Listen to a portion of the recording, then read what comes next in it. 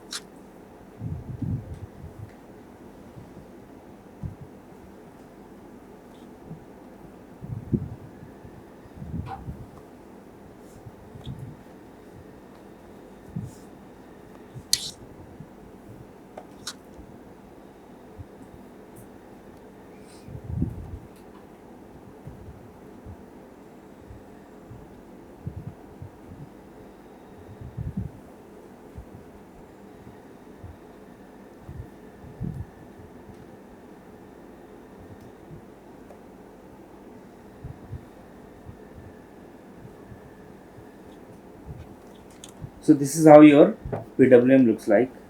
PWM. This is your V control. This is your V. So once you reset the duty cycle, okay. So whenever your sawtooth crosses your control voltage, you reset, and then you wait for next edge, basically this edge, then you set the duty cycle again. So now think about if you once you reset the duty cycle, if there is any change in the V control, will it get reflected in within same cycle or not? You have to wait for next cycle. Okay. So now think about if you are operating at very low duty cycle and V control changes right after you reset the duty cycle. So your delay will get maximized in that case. And if you are operating at very close to 100%, then the time to set the duty cycle again is very small. Okay, which means at lower duty cycle your delay is increased. So you have to wait for entire clock cycle almost. So which means your delay is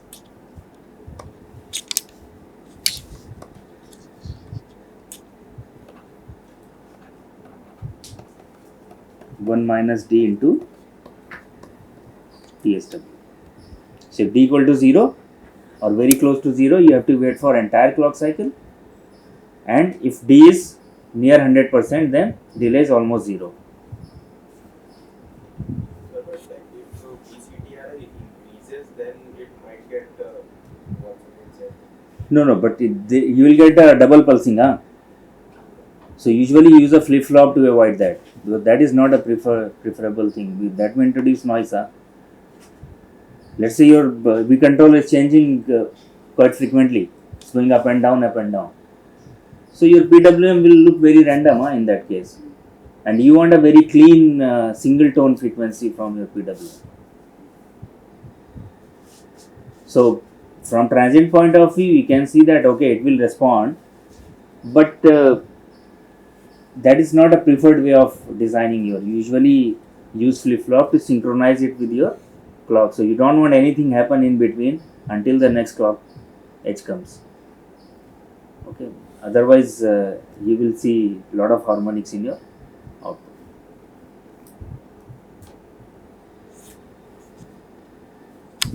And that's but in worst case, what I mean, if increasing it may cross, but what about if it's reducing? So you have to always consider the worst case. So even if you are not worried about the, let's say, those harmonics, but still the worst case is that it will not respond. So you have to always look at the worst case. So that is your trailing edge. Now let's see what happens in the leading edge.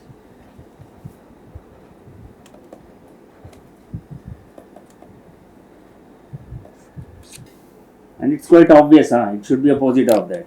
So the delay would be d times, because here you are resetting, there you set the duty cycle. So you, from set point, whether it's your delay is always measured from the set point there, so it becomes d time. So when you are operating at near 100%, your delay is increased, and if you are, because your positive edge is moving, here your negative edge is moving, so that's the difference. So let me just draw it.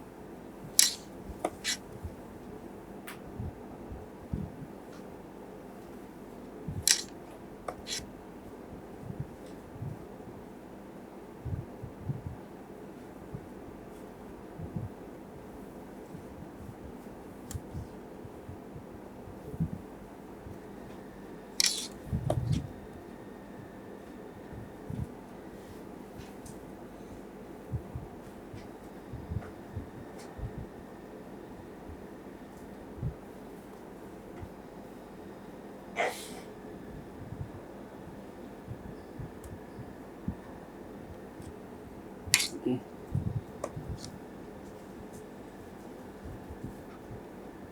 So this edge is moving here. This edge. So now think about, let's say I am operating at high duty cycle, so this edge will come early, very close to your reset points. So now if my control voltage changes right after I reset my duty cycle, you have to wait for longer time. So your delay is d times TSW. So in the worst case, your delay is, in both the cases, 1 clock cycle or TSW. So that's the maximum delay. So this is another way of choosing between trailing and leading edge. If you know at where your duty cycle you are operating at all the time. So let's say I am operating very close to 100% or above 50%, you can say, then I would prefer trailing edge because delay will be less. But if I am operating below 50%, then leading edge is better in terms of delay. So your transient response will be better. Okay. So I have a simulation, but I don't know. I have a PDF actually, just to show you guys. So this is trailing edge. So what I am doing actually, I am giving a transient, load transient at different points. Before your duty cycle gets reset, after your duty cycle gets reset. So there are three differences. The worst case you are seeing, it was given after the duty cycle resets. Okay. So you can clearly see these are three different waveforms, and this red one, you can see the duty cycle gets reset here, and I give the load right after that, and you can see your transient response here, because your duty cycle will not respond and it has to wait for longer time before it responds. In the other, and this is right before the load I am applying right before the duty cycle resets. So in that case, what happens, your duty cycle has responded here and your transient response is better in that case. If you want to see the zoomed version, and you can see that, the duty cycle gets reset here and I give the load here right after that. That was the red case. Blue case was right before your duty cycle was supposed to reset and but I gave the load, so my duty cycle is stretched all the way, so it has responded right away.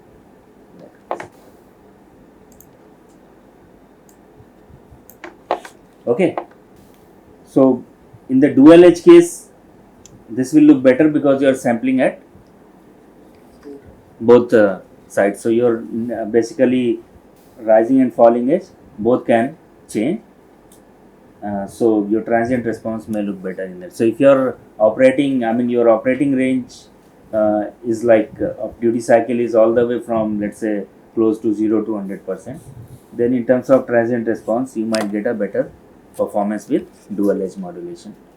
But the problem with that will be change in the frequency, because you are changing both the edges, so frequency has to change. Okay. So pulse scale.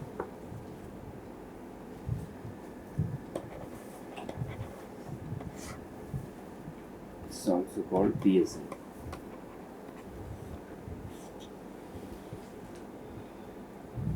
So this is used in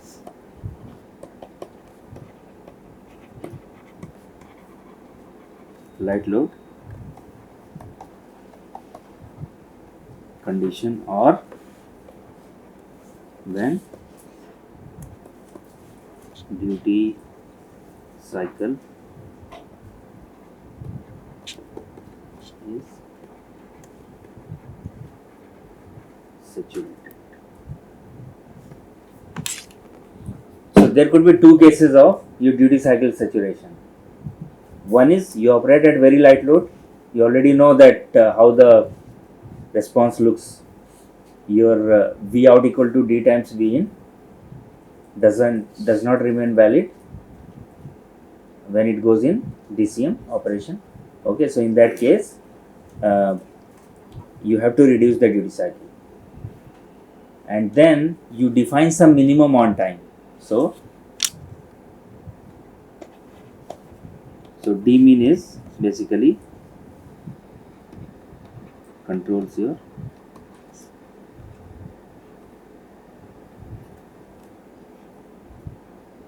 so let's say for 1 megahertz, if this is 1 microsecond, then I can say I'll keep T on min equal to, let's say, 50 nano, which is 5%, or D min 5%. Okay, so as your load starts reducing, you have to reduce the duty cycle to regulate the output, and you may hit the D min 5% of 50 nano. Beyond that, you don't have any room to reduce. So what do you need to do in that case? How can we still regulate? Change the frequency means I cannot change the on time, so I have to change the off time, which means increase the off time. So to operate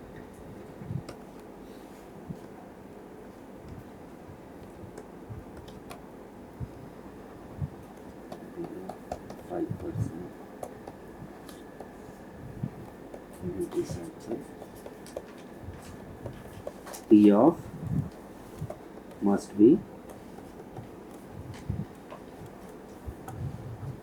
increased.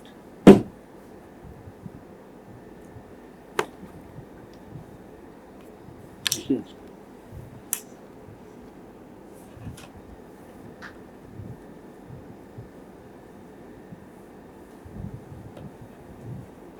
So one way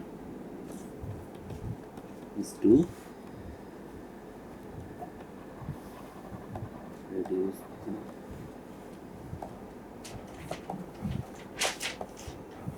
switching frequency.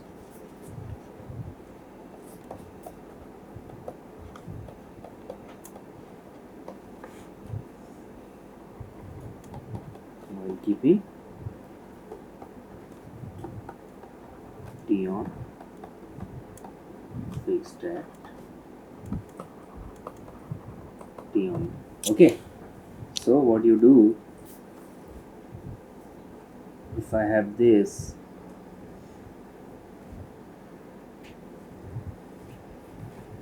get missed, and pulse frequency modulation. So they are interrelated. I mean, these are two different ways of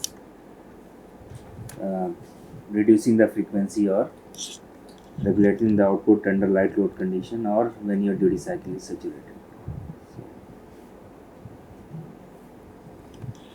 So this is, let's say, case of D-min.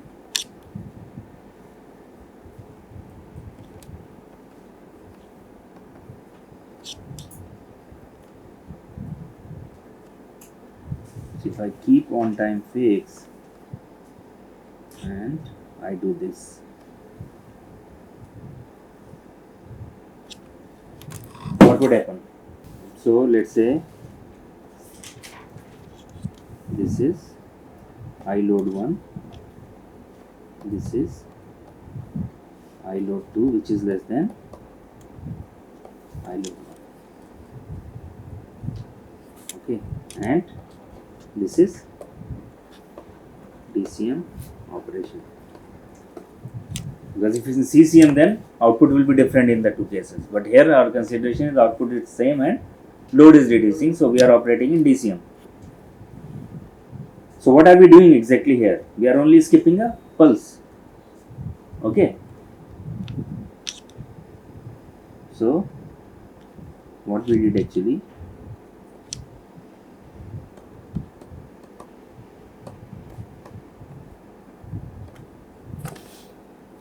so effectively your duty cycle is half. I mean, it will look like 2.5 instead of 5%.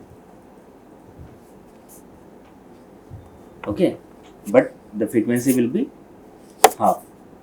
So if you keep on time fix, and so can I do it digitally?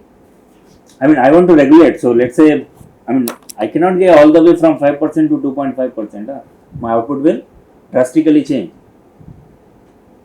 because my load is not changing that drastically. So let's say the load is slowly reducing. So it has to be gradually, it's in continuous manner. So what can I do? I mean, how do I skip in that case? I cannot skip like alternate pulses in this case. What could be a different way?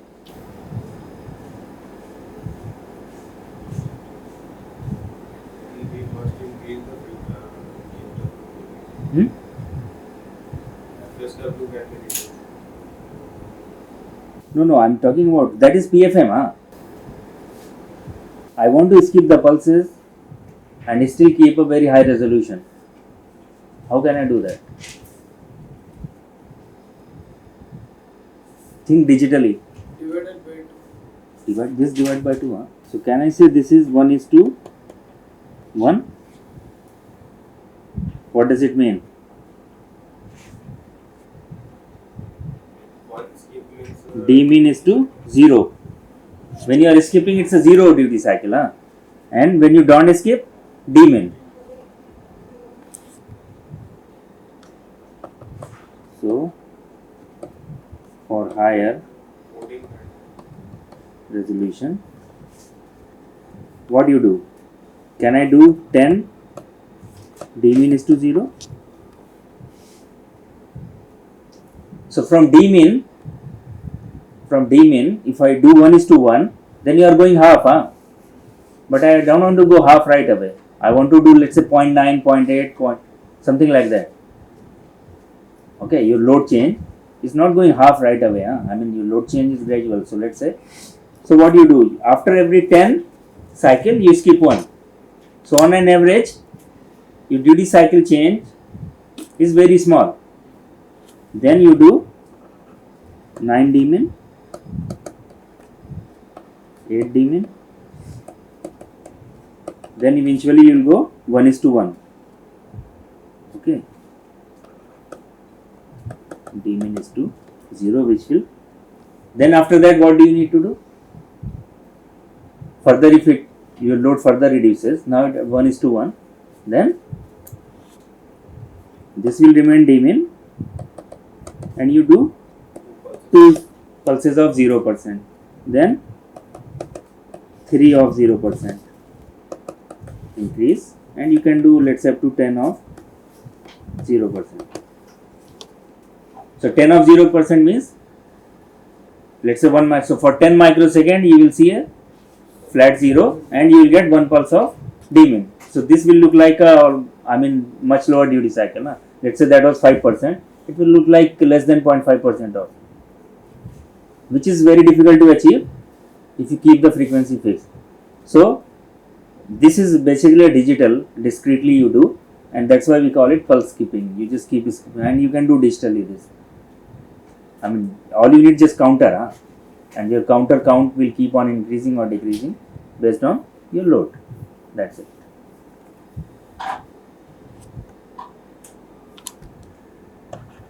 So PSM is nothing but digital way of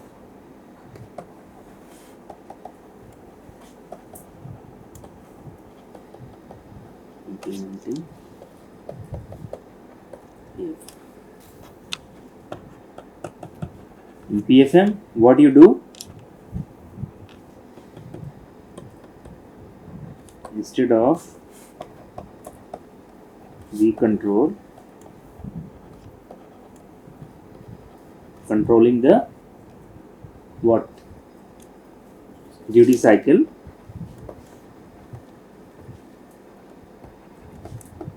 it controls only T off. Okay, because T on is fixed. So you can take your V control and change only off time based on that. And the simpler way to implement this, so I know that, and we know what is T off. T off is proportional to what?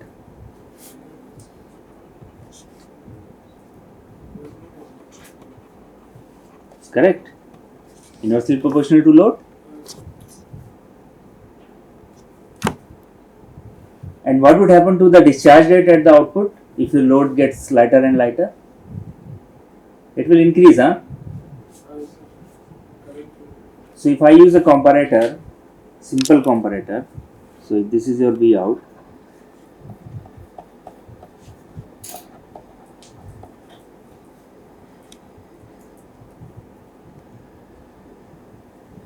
and this is nothing but your hysteretic comparator. You know hysteretic comparator, na? It's nothing but a windowed comparator.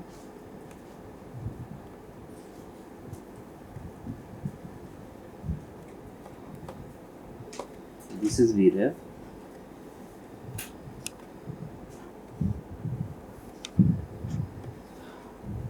And this is your gate driver.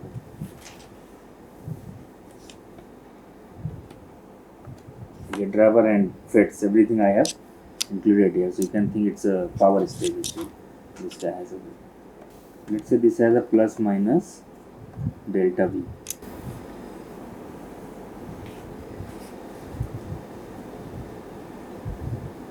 Okay, so what would happen when it goes below Vref plus delta V? So if this is your V out,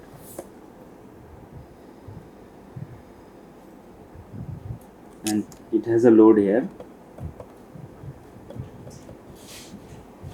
so it will be discharging like this.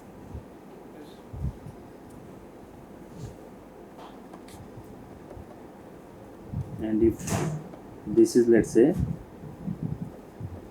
delta V, then what would happen? This will trigger, comparator will trigger, and your output will charge again, and the moment it crosses delta V, it will again reset that, and internally you have that DCM mode operating, so you will turn off the FET if it has a reverse current. So everything is implemented here. We'll talk about that later, how you implement the basically the DCM or high Z mode. But for now you can think So it will charge, and then what would happen? Here at this point, what would happen? Your inductor will try to discharge and current will get reversed, and you put it in high Z. Then again it will, in high Z it will again start discharging like this. So it will keep doing. And if you look at your PWM, it will be all the way 0. Let me draw different views.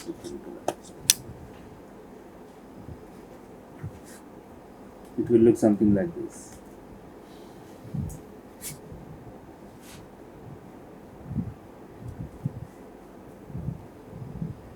Now think about if I reduce the load current.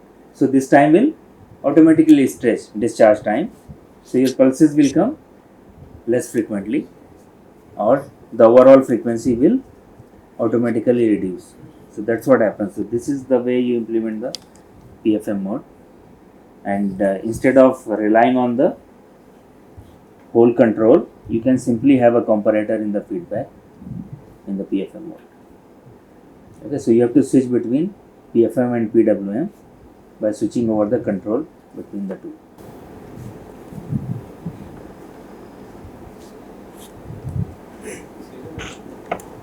DCM also, till we have not hit D minimum, we can use the same control that we were using in DCM.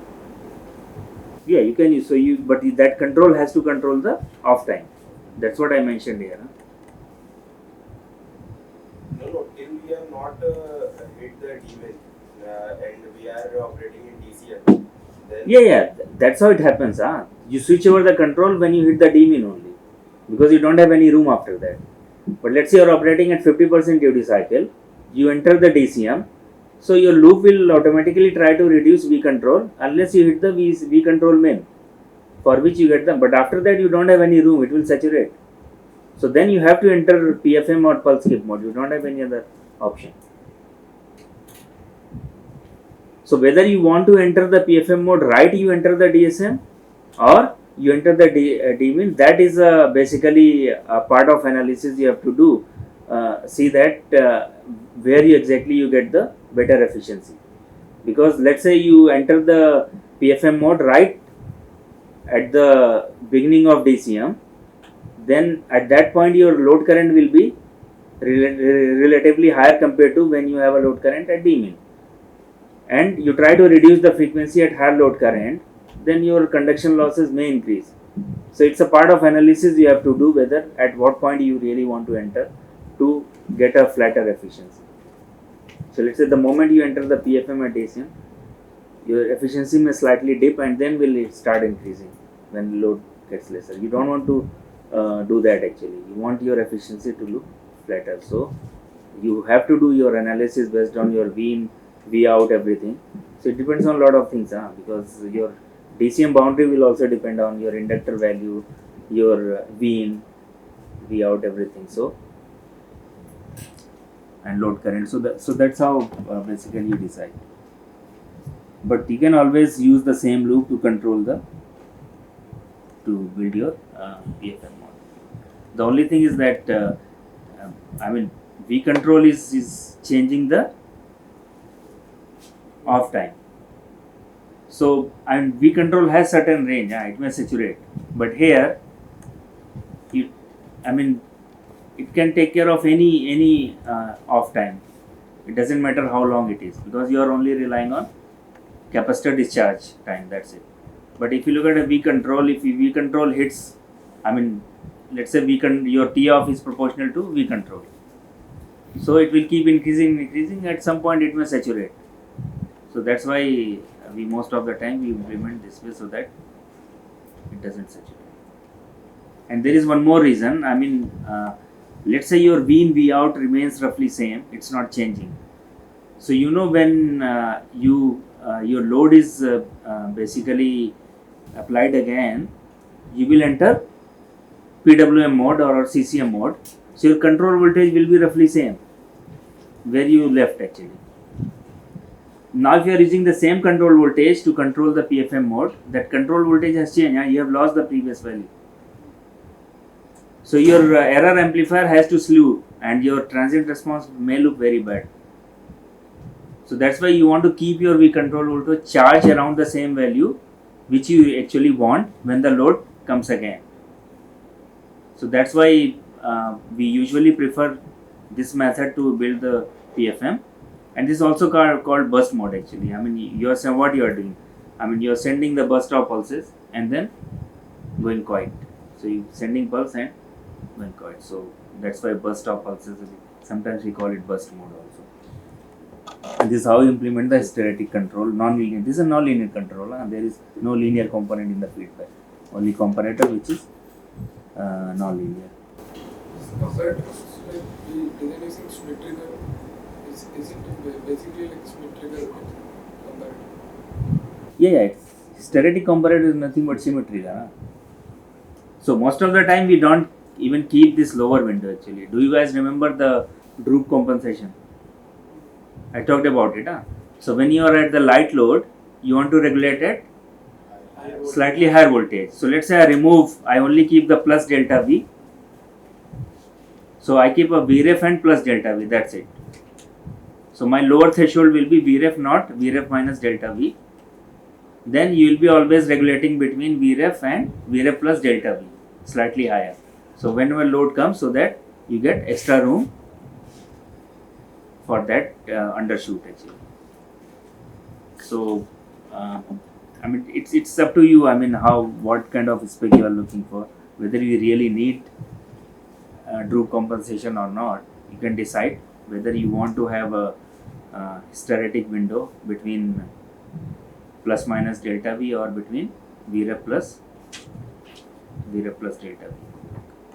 So one reason we use PFM or pulse skip mode, that under light load condition your duty cycle is saturated to minimum and you are forced to change the off time or skip the pulses in order to regulate the output. So another case would be like even in high load condition, you may saturate the duty cycle. So let's say, so using PSM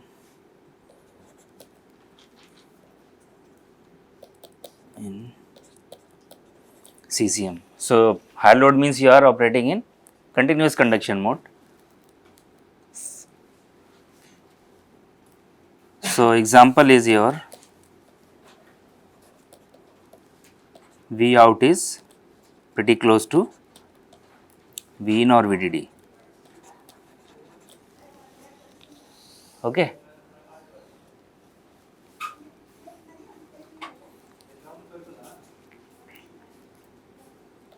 And D is limited to D max, which could be let's say 90 to 95%. Just like we were limiting D min to 5% or 10%, similarly you limit your max duty cycle to 90 to 95%. By the way, why do we want to limit duty cycle? Why not just leave it on its own?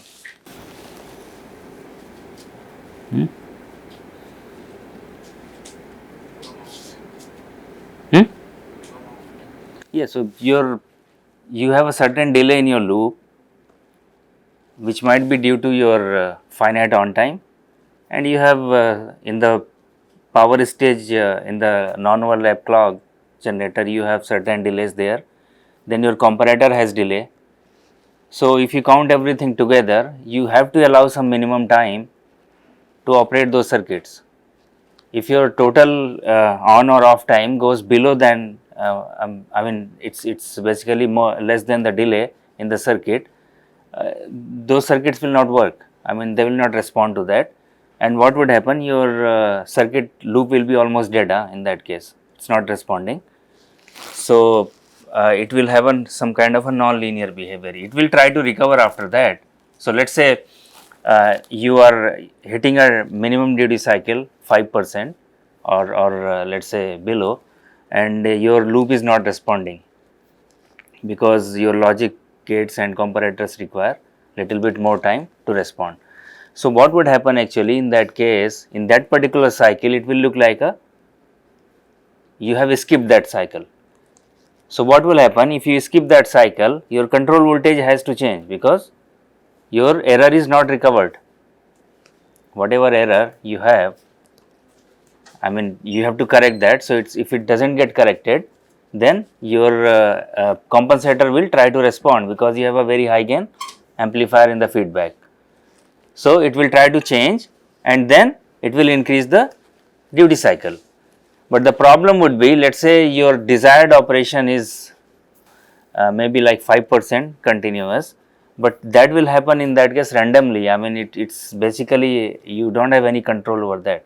So you do not know how much control voltage will change. It may change large, it may force duty cycle may be very large, and then next cycle it will allow a very long off time. I mean your basically your pulses will be skipped for too many cycles. So that is very highly uncontrolled and you may see a large ripple in the output, and you do not want that to happen. So that is why you basically operate in a very controlled pulse skip manner or PFM manner, so that your frequency is gradually changed based on the load current.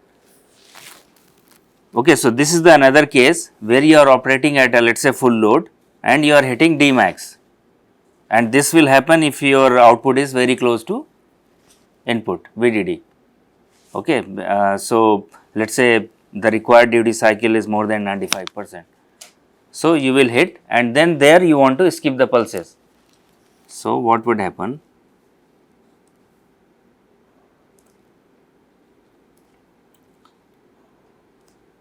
So let us say you are operating at very high duty cycle.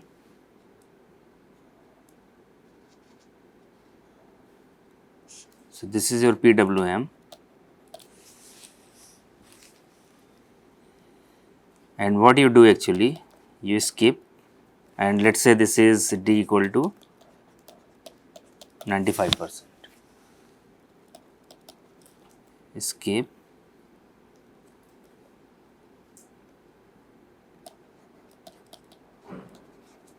alternate pulses. So it's I am doing 1:1 here, but you can apply the same concept like n:1 to get a better resolution.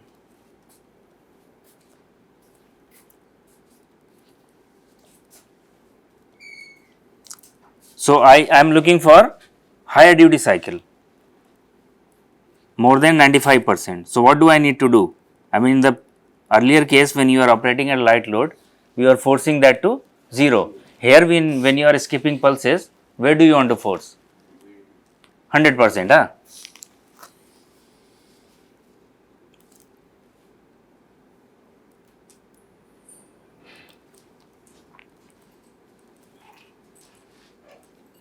So this will be 100%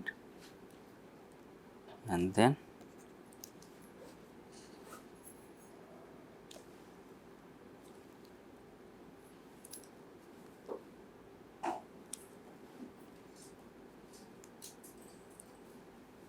and this will remain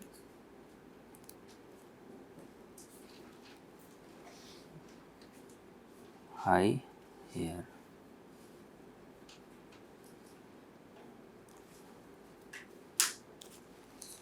Okay. So this is 95%, 100%, 95%. So on an average, so what is D average?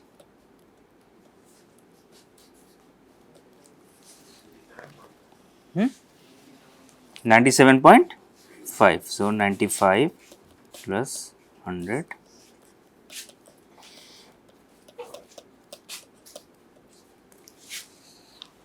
Now if you skip like 2 pulses, then your average will be different. So you can keep increasing the duty cycle, average duty cycle according to that. So and eventually at the end, let us say now I am having one cycle of 95% and 10 cycle of 100%. that will look like 95% also. And then after that, 99%. So, and then after that, you are close to 100% and you can go jump to 100% when you are close to 100%. So, that is how you enter from 95 to 100%. Yeah, if you just force 95 to 100% right away, then you are seeing a 5% jump in the duty cycle. So, you will see a large overshoot in the output. You do not want that to happen.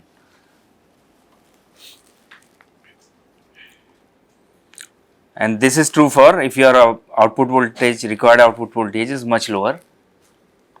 So, let us say 1.8 volt and you are looking for less than 5% duty cycle, which is like 50 to 60 millivolt, let us say output required, even though it's not practical to have that kind of a regulated voltage, but in some cases where you use envelope basically follower kind of thing, so envelope tracking, where you want your supply to track the signal actually, behavior of the signal. So, you may require like maybe 100 millivolt or so.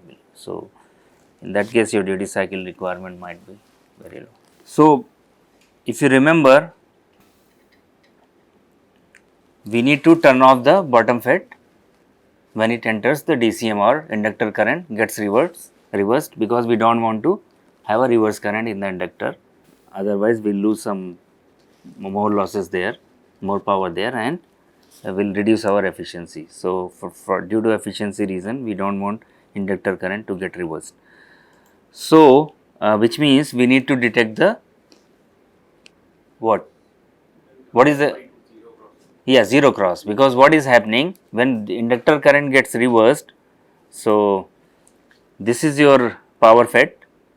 VSW node, what will happen if the current gets reversed? So, initially your current direction is this, okay, from ground to output. So, the IR drop here will be negative. So, VSW will be minus whatever the